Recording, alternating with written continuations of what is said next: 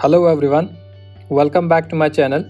If you are first time watching this, my name is Ubaid Siddiqui and I make education and research based videos. तो जैसा कि आपको title से पता चल गया होगा कि in this video we will discuss about the national fellowship for schedule caste, जिसके बारे में आज यूजीसी ने जो है नोटिफिकेशन निकाली है, the guidelines, new guidelines that are applicable from this session onwards. So for that you will have to go to the UGC main website after clicking to UGC in the Google. And when you go to the main website of the UGC, that is ugc.ac.in, so you will land on this website. This is the main website of UGC University Grants Commission. And in the notices section here, so the latest notice is on National Fellowship for Scheduled Caste students. So these are the guidelines for the National Fellowship for Scheduled Caste, the list of which was earlier released by NTA along with Manav and OBC Fellowship. As you can see, these are the guidelines for the National Fellowship for Scheduled Caste, which are effective from 1st April 2020. That means from this session onwards, these guidelines will be applicable. So if we first see, these are the guidelines from Ministry of Social Justice and Empowerment, which is responsible for giving this fellowship. And if we see the background, this fellowship was introduced in the financial year of 2005 and 2006. Since then, this fellowship is being given to the scheduled caste students who are pursuing higher education, either MPhil or PhD. So the objective is to provide financial assistance to scheduled caste students for their higher studies. Okay. So we will directly go to the eligibility criteria. The first eligibility is this fellowship is awarded to students who are pursuing regular and full time MPhil PhD. तो ये पहला criteria है कि आप जो है enrolled होने चाहिए MPhil या PhD में, which is full time and regular, किसी भी रिकग्नाइज्ड यूनिवर्सिटी में इंडिया की, तब जाके आपको ये फेलोशिप मिल सकती है. Another eligibility criteria is that those candidates who have already secured admission and qualified net examination will be given preference. ये मानव में भी होता है, ओबीसी में भी होता है और इसमें भी होता है कि अगर आपका ऑलरेडी पीएचडी और एमफिल में एडमिशन है तो then you have maximum chances कि you will be there in the list, तो आपको प्रेफरेंस दिया जाएगा. और अगर आपका एडमिशन है और आपका नेट क्वालिफाई होता है, then you will be given a 3 months to get yourself verified after your award letter is generated. उसके बाद आपका एक्टिवेट हो जाएगा फेलोशिप. आफ्टर दिस, अगर ऐसा कभी हुआ कि जितनी सीट्स इन्होंने रखी होंगी फेलोशिप की उतने कैंडिडेट्स नहीं थे जो कि ऑलरेडी पीएचडी या एमफिल में हैं, then candidates who are not yet secured admission, they will be given this fellowship on the basis of merit in NET examination. और उनको जब ये फेलोशिप मिलेगी, उनकी जो वैलिडिटी होगी that will be for 3 years, जैसा कि हमारे जेआरएफ में होता है, from the date of issue of your JRF award letter. अगर आपका एडमिशन नहीं है तो 3 साल के अंदर अंदर आपको जो है अपना एडमिशन लेना है, आइदर एमफिल और पीएचडी. बाकी यही लिखा है कि एक टाइम पे एक ही फेलोशिप मिलेगी, तो अगर आप कोई पहली फेलोशिप ले रहे हैं तो वो आपको वापस करना पड़ेगा. एंड जैसे कि बाकी जेआरएफ होते हैं, तो इसी तरीके से after 2 years of joining JRF, अगर आपका प्रोग्रेस सही हुआ तो आपका ये जो फेलोशिप है it will get further extended into SRF. और टोटल जो है ये फेलोशिप 5 साल मिलती है. अब अगर आप इंटीग्रेटेड में हैं तो पहले आपको 2 साल एमफिल के लिए मिलेगा और उसके बाद आपको 3 साल ये पीएचडी में मिलेगा. ठीक है.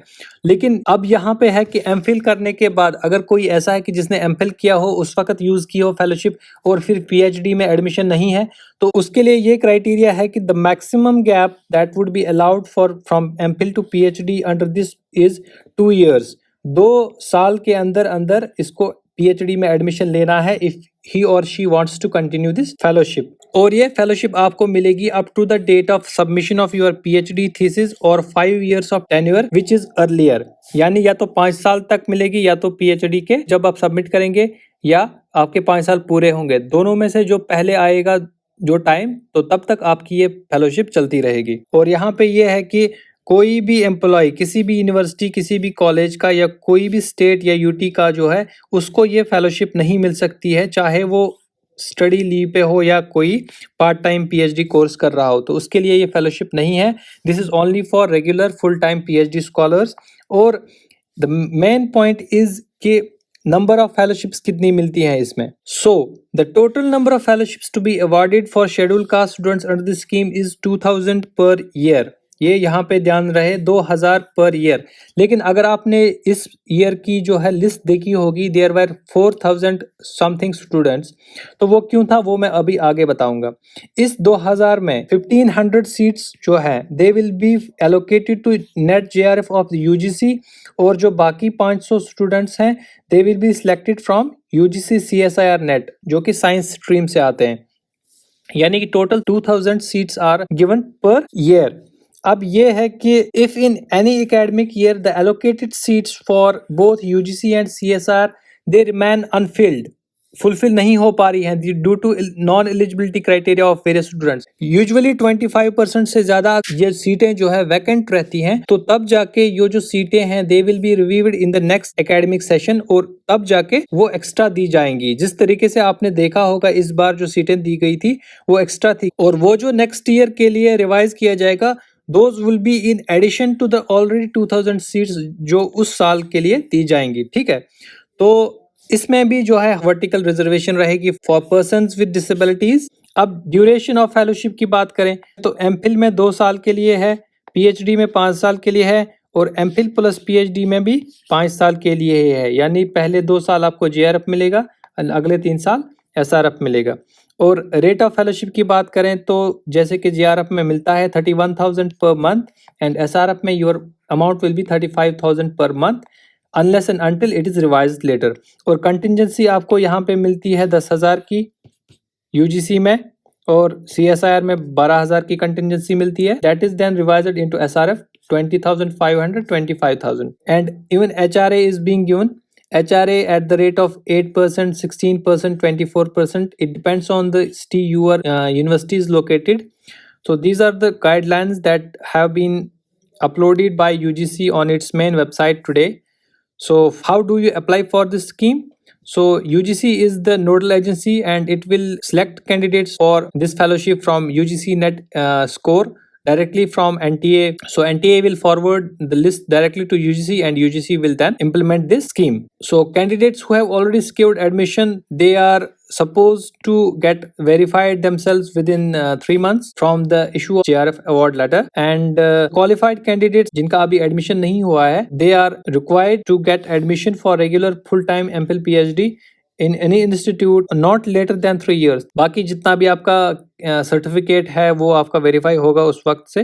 ठीक है, तो आपका जो अवार्ड लेटर है that will be uploaded on the UGC website, जो कि यूजीसी नेट ऑनलाइन है, उसको कंटिन्यूसली चेक करिएगा। सो वहाँ पे आपका अवार्ड लेटर अपलोड किया जाएगा, and after that you will have to submit your verification cum joining report in your department, और उसके बाद एक्टिवेट हो जाएगी आपकी fellowship. And the payments will be Aadhaar based, जैसे कि डीबीटी जो कि डायरेक्ट बैंक ट्रांसफर होता है सीधे हमारे बैंक अकाउंट्स में थ्रू कैनारा पोर्टल। तो इवैल्यूएशन मॉनिटरिंग सीधे यूजीसी की जितनी भी गाइडलाइंस है उसी तरीके से इसका भी इवैल्यूएशन होता है। तो this video was all about the national fellowship for schedule cast, जिसकी जो गाइडलाइंस है आज यूजीसी ने अपलोड की है। एंड अगर आप में से किसी को भी कोई भी क्वेरी है तो then comment down below, I will try to solve your queries. And इस वीडियो को यहीं ख़त्म करते हैं। I hope you like this video. If you like this video then give it a thumbs up and make sure that you subscribe to this channel and press the bell icon to get all the latest updates. Thank you so much for watching this video.